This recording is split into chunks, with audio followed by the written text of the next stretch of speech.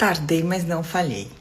Fiquei cozinhando vocês para trazer alguns insights de casos clínicos de lipedema. A gente ainda pode falar de alopecia androgênica e menopausa, como lidar com reposição num cenário complexo desse.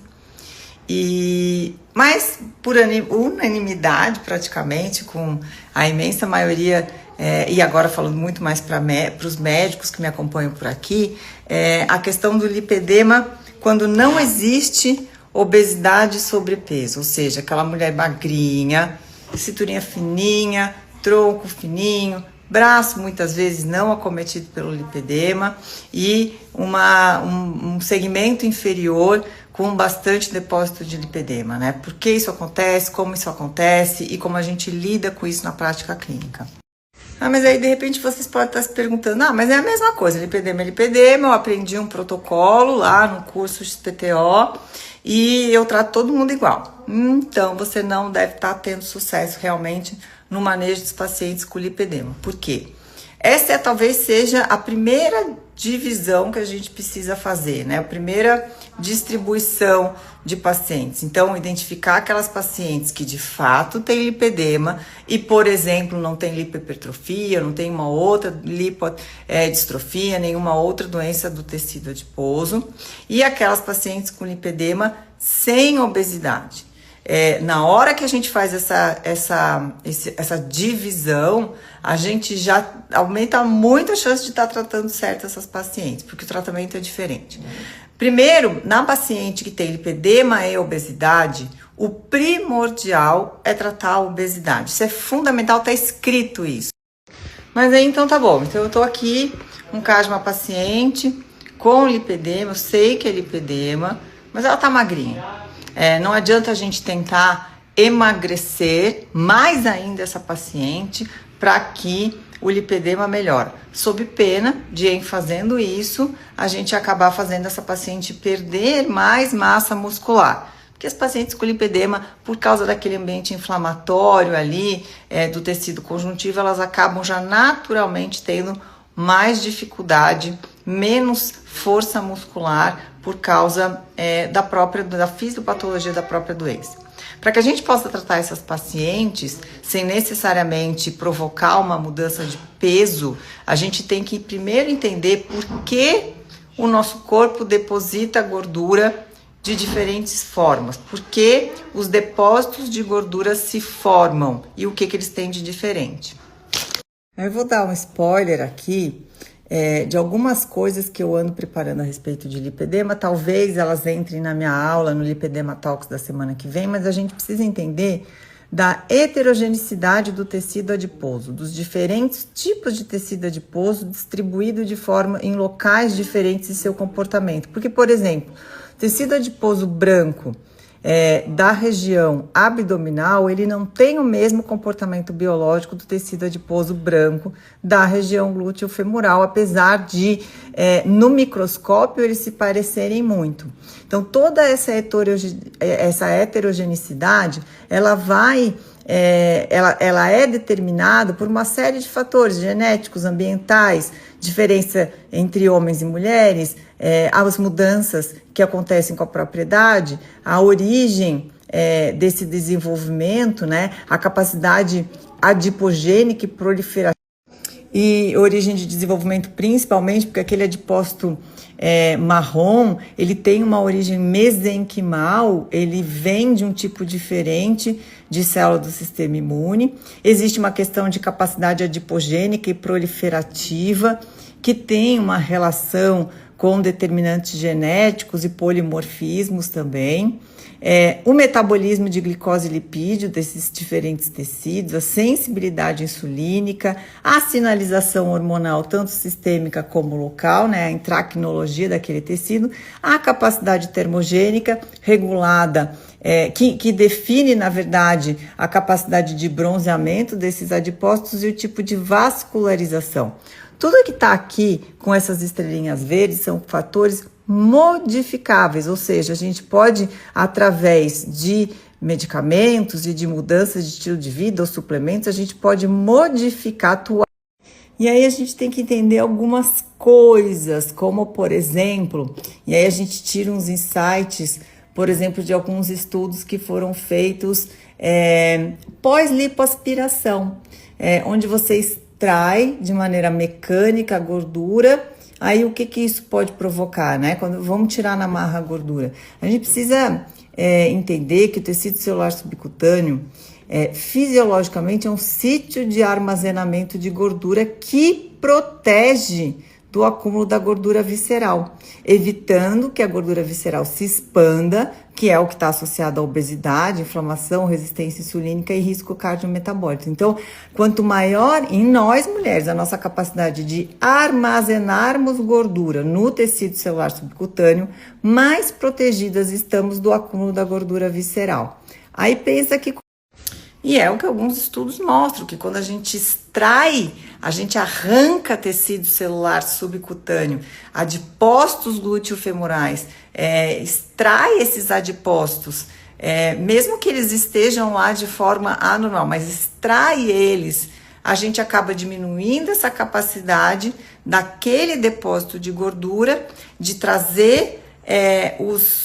de armazenar gordura naquele local, e aí a gente pode correr o risco de aumento da gordura visceral. Isso já foi inclusive observado em alguns estudos realizados no segmento de pacientes com cirurgia plástica. Claro que se essa paciente for bem orientada, fizer atividade física, ela acaba compensando um pouco isso, mas imagine só aquelas grandes cirurgias de lipedema, onde são extraídos às vezes 10 quilos de gordura. Será que a gente já de fato parou para pensar o efeito disso em gordura visceral a longo prazo? Então, para tratar, imagina a dificuldade então do colega médico, e eu já vivi essa dificuldade, hoje não mais, porque hoje eu domino essas estratégias, porque estudo muito esse tema. Ando estudando mais ainda depois eu quero conversar com vocês sobre isso. Mas imagina só a dificuldade. Já é difícil que a gente queime essa gordura de tecido celular subcutâneo, de tecido celular subcutâneo branco de região glúteo-femoral. Já é naturalmente difícil para nós mulheres mobilizar e oxidar essa gordura. Na mulher com lipedema, isso é elevado à 10ª potência. Então, é muito difícil que a gente, sem pensar em mecanismos, sem agir de forma bem 360 graus, a gente consiga outra coisa para que, de fato, a gente melhore o lipedema em mulheres magras. Aí é que o médico, que sabe pensar fora da caixa e que possui uma caixa de ferramenta maior que a do colega vizinho, se destaca, porque ele tem a capacidade de pensar. Primeiro, pensar que cada mulher com lipedema é diferente da outra. Não vai ter mulher com lipedema que tem disfunção de tireoide, que tem Hashimoto, tem a outra que tem endometriose, tem a outra que tem desbiose, tem aquela outra que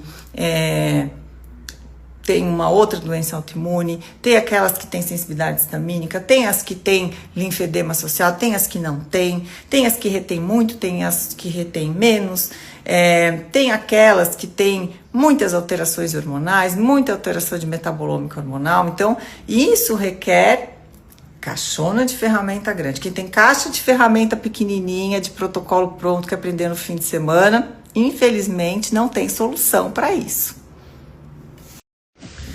A outra coisa que a gente precisa entender é como crescem, né, como progride o lipedema, como se desenvolve os adipócitos do lipedema, diferente de adipócitos, por exemplo, da gordura visceral no indivíduo obeso. Então, já se sabe que, diferentemente do paciente com obesidade, os adipócitos das mulheres com lipedema, eles crescem por hipertrofia, ao contrário do que acontece na obesidade, onde os adipócitos crescem por hipertrofia e hiperplasia. Então, tem células de gordura maiores e mais quantidade de células de gordura. No lipedema, eminentemente hipertrofia. Mas tem mais coisa. Aí agora é o ouro, base do raciocínio clínico, tá? Eu entender como eu posso modular o crescimento dos adipócitos, a beta-oxidação que é danificada, talvez alterações de perfil lipídico, mas melhorar a capacidade de beta-oxidação desses adipócitos, tornar esses adipócitos brancos, não adipócitos marrom, porque isso não acontece, mas bronzear esses adipócitos. Podemos mexer na expressão gênica? Provavelmente não. Podemos mexer nesse estado crônico de inflamação, que gera aumento de citocinas, estresse oxidativo? Definitivamente esse é um dos caminhos. E a questão das alterações de distribuição de receptores estrogênicos alfa e beta ainda discutível, porque isso é muito variável. Super importante falar, é um capítulo grande, que vale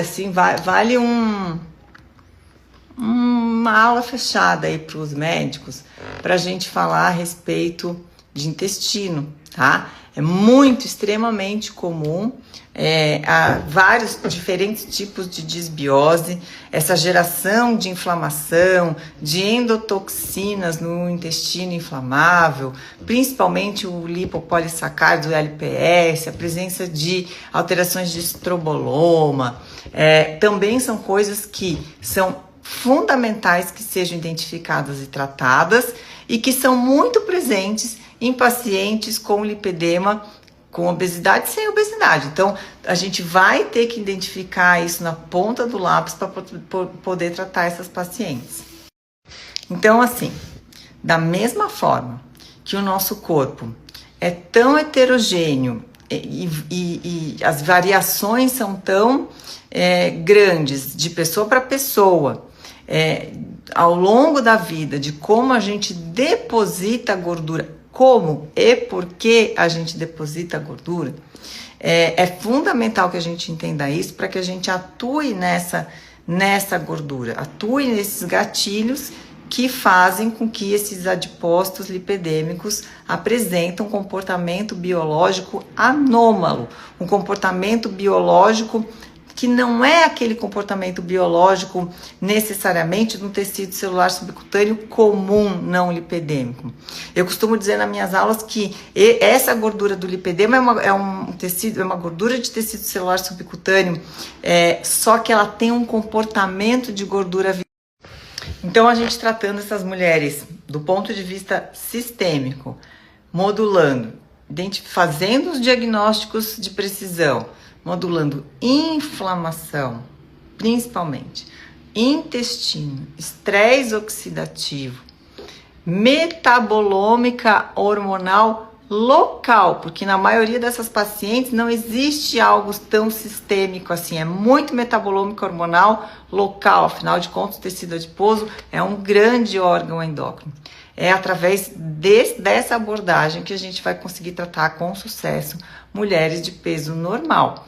E aí, com tudo isso, claro, muitas vezes algumas estratégias de tecnologias e de abordagens estéticas, lembrando que nesse caso nós não estamos falando de estética por estética, mas nós estamos falando de tecnologias que promovam uma modulação. Existem então tecnologias, tratamentos locais que a gente pode fazer usando substâncias, usando técnicas, usando máquinas que vão promover modulação de comportamento biológico desse tecido adiposo anormal. Aí a gente vai estar falando de um monte de coisas, mas a gente vai estar falando de eventualmente lasers, eventualmente a fotobiomodulação, o uso de algumas técnicas de aplicação de substâncias, aplicação transdérmicas de substâncias através de microporação, de drug delivery. Então, é um capítulo bastante interessante e promissor e que, especialmente nessa paciente que não tem obesidade, a gente tem que entender o que usar, em que momento indicar e aí o sucesso. The thighs, knees and ankles, a livid bluish discoloration of the skin separated by very common. This skin is palpably cool. And one thing I find fascinating about livedo reticularis is often it's more prominent in the areas that are most affected by disease fat. And there's an example here on that left-hand areas, the hair follicles. And these are three wonderful examples of perniosis follicularis. And in all of these instances, the one on the left hand, that's occurring in the lateral arm. And you see that background livido-reticularis in the arm?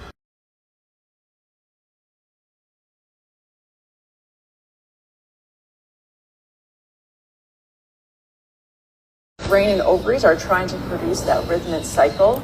Your ovaries will not give out as much estrogen as they had before, so your brain almost like inflammation within the neurologic cell, which we're concerned about leading to cognitive delay. But I think that you could theorize